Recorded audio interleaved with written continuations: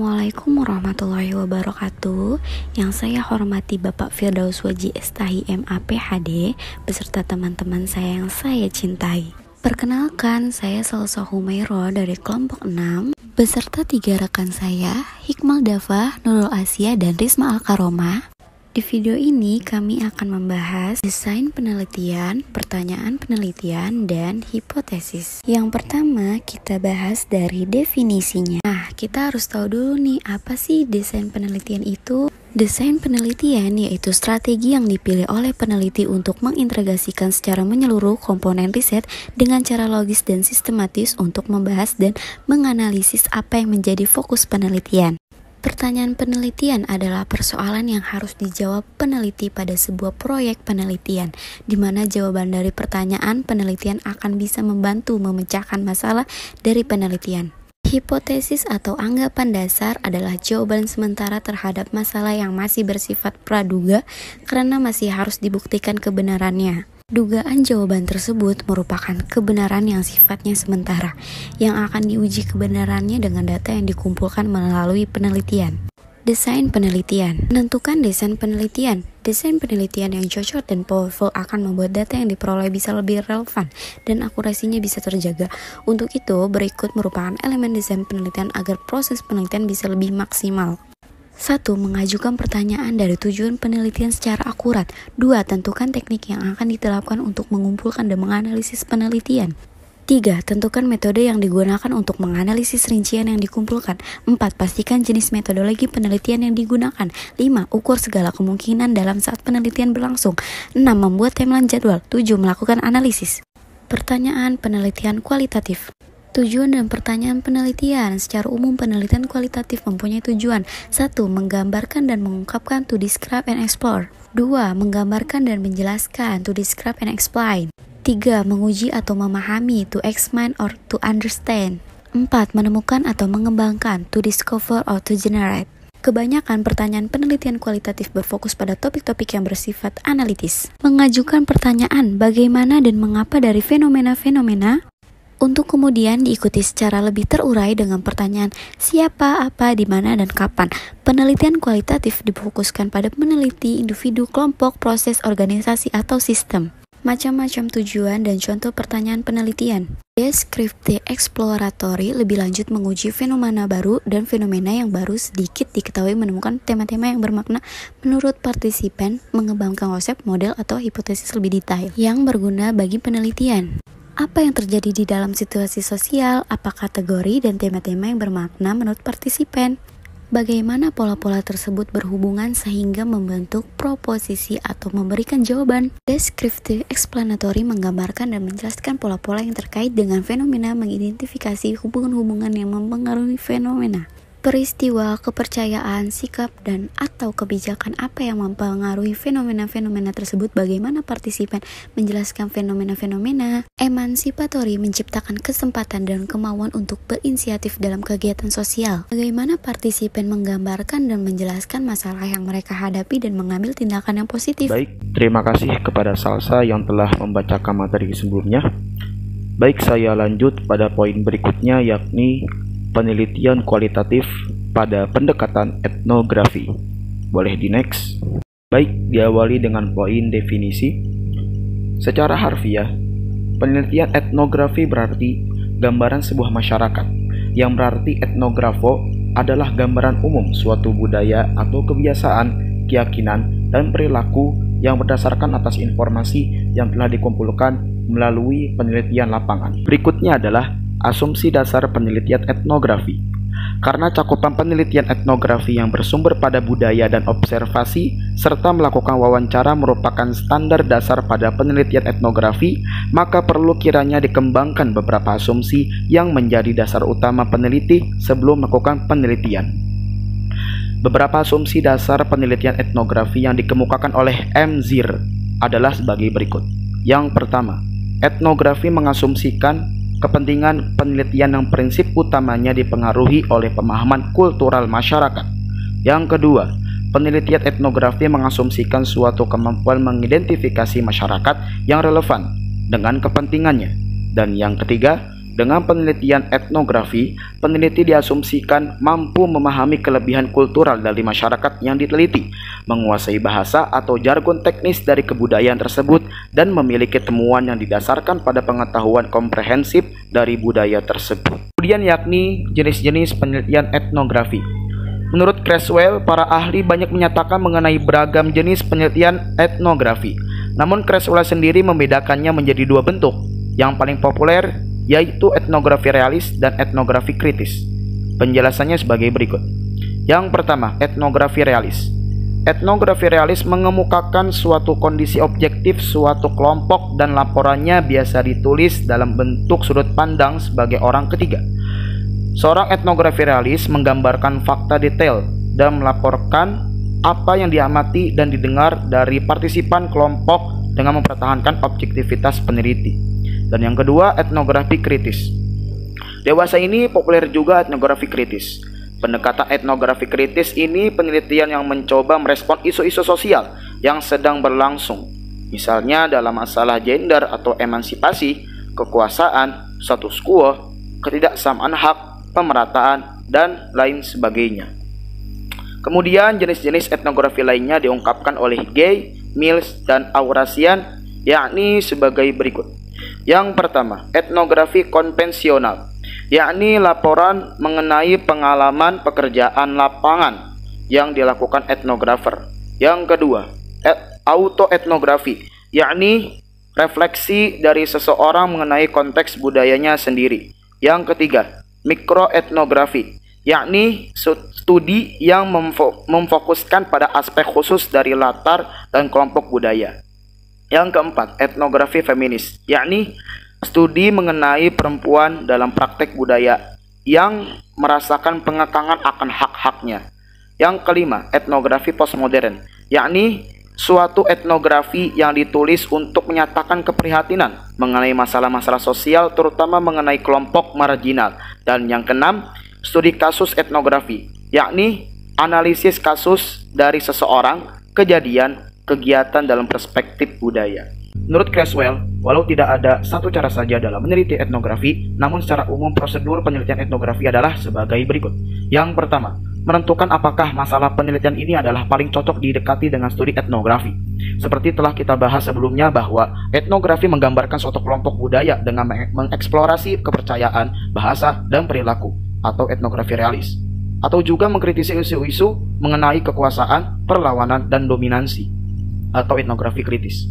Yang kedua, mengidentifikasi dan menentukan lokasi dari kelompok budaya yang akan diteliti. Kelompok sebaiknya gabungan orang-orang yang telah bersama dalam waktu yang panjang, karena di sini yang akan diteliti adalah pola perilaku, pikiran, dan kepercayaan yang dianut secara bersama. Yang ketiga, pilihlah tema kultural atau isu yang akan dipelajari dari suatu kelompok. Hal ini melibatkan analisis dari kelompok budaya. Yang keempat, tentukan tipe etnografi yang cocok digunakan untuk mempelajari konsep budaya tersebut. Apakah etnografi realis ataukah etnografi kritis? Yang kelima, kumpulkan informasi dari lapangan mengenai kehidupan kelompok tersebut. Data yang dikumpulkan bisa berupa pengamatan, pengukuran, survei, wawancara, analisa konten, audiovisual, pemetaan, dan penelitian jaringan. Setelah data terkumpul, data tersebut dipilah-pilah dan dianalisa. Yang keenam, yang terakhir tentunya, tulisan tentang gambaran atau potret menyeluruh dari kelompok budaya tersebut, baik dari sudut pandang partisipan maupun dari sudut pandang peneliti itu sendiri. Ya, demikian. Selanjutnya adalah prinsip-prinsip metodologi penelitian etnografi. Penelitian etnografi merupakan penelitian terperinci yang dapat menggambarkan suatu kegiatan, kejadian yang biasa terjadi sehari-hari pada suatu komunitas tertentu.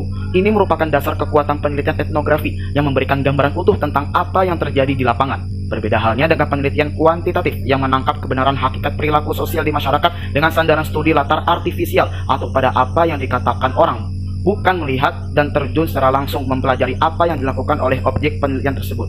Kata Hammersley pada tahun 1990 di dalam bukunya yakni Genzuk terbitan tahun 2005 pada halaman ketiga yang tersaji di dalam buku Emzir yang berjudul Metodologi Penelitian Pendidikan Kualitatif dan Kuantitatif terbitan tahun 2011 pada halaman 149-100 sampai 152 menyatakan 3 prinsip metodologis yang digunakan dalam corak metode etnografi, yakni diantaranya yang pertama, naturalisme. Ini menggambarkan bahwa penelitian etnografi yang dijalankan bertujuan untuk menangkap suatu karakter yang muncul secara alami dan didapatkan melalui kontak langsung, bukan melalui intervensi atau rekayasa eksperimen. Yang kedua, pemahaman. Yang menjadi landasan utama di sini adalah bahwa tindakan manusia berbeda dari perilaku objek fisik. Tindakan tersebut tidak hanya tanggapan stimulus, namun juga interpretasi terhadap suatu stimulus. Untuk itu, meneliti latar budaya yang lebih dikenal lebih baik daripada meneliti yang masih asing, agar terhindar dari resiko kesalahpahaman budaya. Dan yang ketiga, penemuan. Penelitian etnografi merupakan penelitian yang didasari oleh penemuan sang peneliti. Ini merupakan bentuk otentik sebuah penelitian di mana suatu fenomena dikaji tidak hanya berdasarkan pada serangkaian hipotesis yang mungkin bisa saja terjadi kegagalan, namun menjadi nyata setelah dibutakan oleh asumsi yang dibangun ke dalam hipotesis tersebut. Penelitian kualitatif pendekatan case study. Definisi case study. Jenis pendekatan studi kasus ini merupakan jenis pendekatan yang digunakan untuk menyelidiki dan memahami sebuah kejadian atau masalah yang telah terjadi dengan mengumpulkan berbagai macam informasi yang kemudian diolah untuk mendapatkan sebuah solusi agar masalah yang diungkap dapat terselesaikan. Adapun yang membedakan penelitian dengan pendekatan studi kasus dengan jenis pendekatan penelitian kualitatif yang lain terdapat pada kedalaman analisisnya pada sebuah kasus tertentu yang lebih spesifik. Analisis dan triangulasi data juga digunakan untuk menguji keabsahan data dan menemukan kebenaran objektif sesungguhnya. Metode ini sangat tepat untuk menganalisis kejadian tertentu di suatu tempat tertentu dan waktu yang tertentu pula. Prosedur untuk melaksanakan penelitian studi kasus. Adapun prosedur untuk melaksanakan studi kasus seperti yang diadaptasi dari Steck oleh Creswell tahun 2007 halaman 74 adalah sebagai berikut. 1. Memastikan bahwa suatu isu, kasus, atau permasalahan cocok untuk diteliti dengan menggunakan pendekatan studi kasus. Perlu diketahui bahwa pendekatan studi kasus cocok digunakan ketika suatu kasus yang diteliti merupakan kasus yang teridentifikasi secara jelas, dan ketika peneliti ingin memperoleh pemahaman secara mendalam terhadap satu atau beberapa kasus dengan batasan-batasan tertentu. 2. Memilih kasus dan jenis studi kasus yang akan digunakan. Adapun kasus yang dipilih sebaiknya kasus yang dapat menunjukkan berbagai sudut pandang terhadap permasalahan atau kejadian yang akan dipotret. 3. Mengumpulkan data dari berbagai sumber, misalnya melalui observasi, wawancara mendalam, ataupun dari dokumen-dokumen. 4. Melakukan analisis terhadap data yang telah dikumpulkan. Analisis data dapat dilakukan secara menyeluruh atau holistik atau spesifik. Yang kelima, melakukan interpretasi, artinya bahwa peneliti melaporkan hasil pemaknaan terhadap suatu kasus. Pertanyaan dan hipotesis penelitian kuantitatif. Definisi hipotesis. Hipotesa penelitian atau biasa disebut hipotesis penelitian adalah jawaban sementara terhadap pertanyaan-pertanyaan penelitian. Jadi, para peneliti akan membuat hipotesa dalam penelitiannya, yang bertujuan untuk menjadikannya sebagai acuan dalam menentukan langkah selanjutnya agar dapat membuat kesimpulan-kesimpulan terhadap penelitian yang dilakukannya. Dalam penelitian kuantitatif, keberadaan hipotesis dipandang sebagai komponen penting dalam penelitian. Oleh karena itu, sebelum terjun ke lapangan, hendaknya peneliti telah merumuskan hipotesis penelitiannya. Pentingnya dalam penelitian dapat dijelaskan sebagai berikut. 1. Hipotesis yang mempunyai dasar yang kuat menunjukkan bahwa peneliti telah mempunyai cukup pengetahuan untuk melakukan penelitian pada bidang tersebut. 2. Hipotesis memberikan arah pada pengumpulan dan penafsiran data. 3. Hipotesis adalah petunjuk tentang prosedur apa saja yang harus diikuti dan jenis data apa saja yang harus dikumpulkan. 4. Hipotesis memberikan kerangka untuk melaporkan kesimpulan penelitian. Ada kalanya peneliti merumuskannya dalam bentuk H1 dan H0 untuk satu permasalahan penelitian.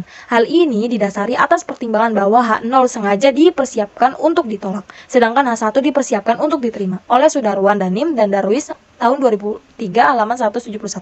Apa yang dimaksud dengan H0 dan H1 pada pengujian hipotesis? Hipotesis 0 atau H0 adalah sebuah pernyataan yang di dalamnya tidak ada perbedaan antara parameter dengan statistik. Sedangkan lawan dari hipotesis 0 ialah hipotesis alternatif atau biasa disebut H1 atau HA, yang di dalamnya menyatakan adanya perbedaan antara parameter dan statistik.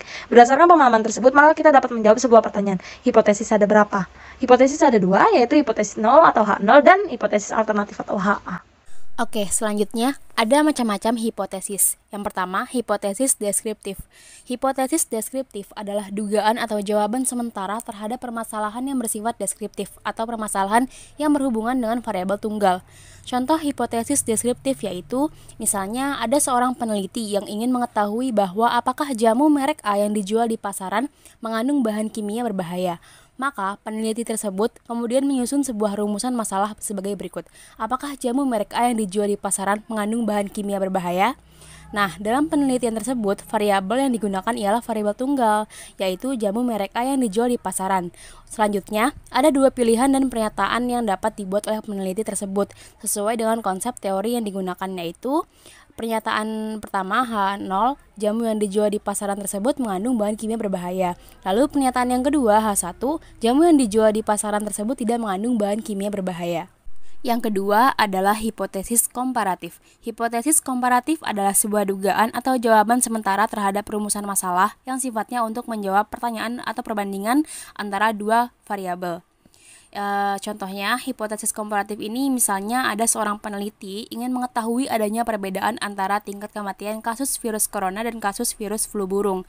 Apakah keduanya mempunyai tingkat kematian yang sama atau berbeda?